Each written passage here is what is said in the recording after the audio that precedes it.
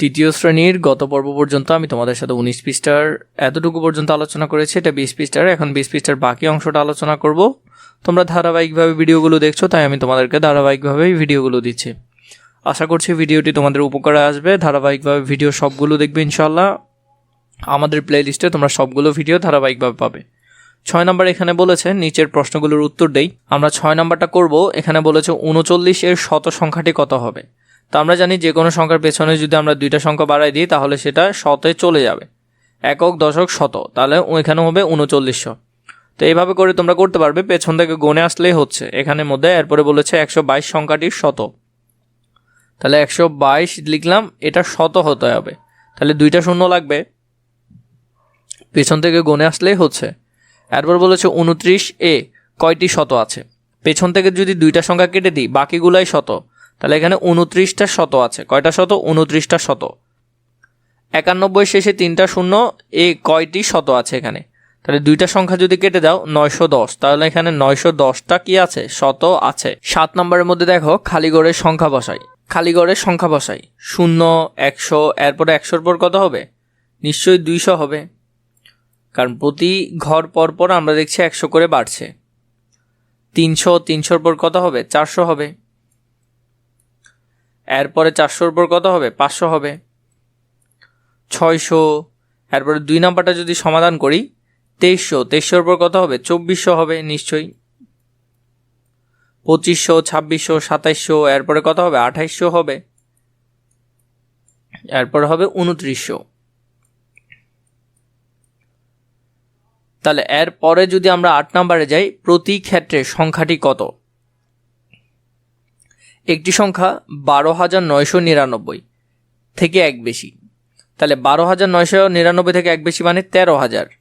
কিন্তু কিভাবে এসেছে সেটা যদি আমরা একটু দেখি, 12,999 এক বেশি, 9-এর আগে যোগ করলে 10, 10-এর শূন্য হাতে আছে 1, 9-একে 10, 10-এর শূন্য হাতে আছে 1, 9-একে 10, 10-এর শূন্য হাতে আছে 1, 2 আর 1-এ 3, 1-এর 1 বসে যাবে। তো এভাবে করে হলে কত আসবে? 13,000 আসবে। এরপরে বলেছে একটি সংখ্যা 30,000 থেকে এক কম, তাহলে হয়ে যাবে 29,999। 29,900 কি? 99। 3 নম্বরে বলেছে একটি সংখ্যা 10,000 থেকে 10 কম, তাহলে 9,990 হবে, কারণ 10 কম। এটার সাথে যদি তুমি 10 যোগ করো তাহলে হয়ে যাবে। একটি সংখ্যা 49,990 থেকে 10 বেশি, তাহলে বরাবর 50,000,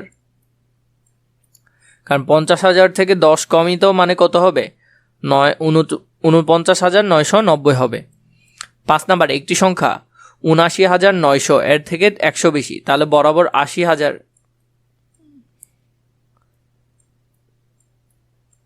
100 বেশি হলে নিশ্চয়ই কত হবে? 80,000 হবে। 9 নম্বরে আমাদেরকে যেটা বলেছে খালি ঘরের মধ্যে আমরা এই দুইটা প্রতীক ব্যবহার করব। আমি খুবই সহজ করে তোমাদেরকে বোঝাচ্ছি। প্রথম সংখ্যা মিলাবা, এটাও নয় এটাও নয়, তাহলে আমরা বুঝছি না এটা ছোট নাকি বড়। এটা 7, এটা 5, নিশ্চয় 7 বড়, তাহলে 7-এর দিকে মুখ করে থাকবে, 7-এর দিকে মুখ করে থাকবে। 2-এ এটাও 8, এটাও 8, মিলে গেছে। এটা 4, এটা 5, তাহলে নিশ্চয় 5 বড় হবে, তাহলে 5-এর দিকে মুখ করে থাকবে। এটা 1, এটা 1, এটা 7, এটা 7, এর পরের এটা 8, এটা 7, তাহলে 8 বেশি হবে নিশ্চয়ই, তাহলে 8-এর দিকে মুখ করে থাকবে। এটা 3, এটা 3, এটা 7, এটা 8, তাহলে নিশ্চয় 8 বেশি হবে, তাহলে 8-এর দিকে মুখ করে থাকবে। এটা 8, এটা 8, এটা 5, এটা 5, এটা 7, এটা 7, এটা 9, তাহলে 9 বেশি, 9-এর দিকে মুখ করে থাকবে। এটা 1, এটা 1, এটা 7, এটা 8, তাহলে 8-এর দিকে মুখ করে থাকবে নিশ্চয়ই।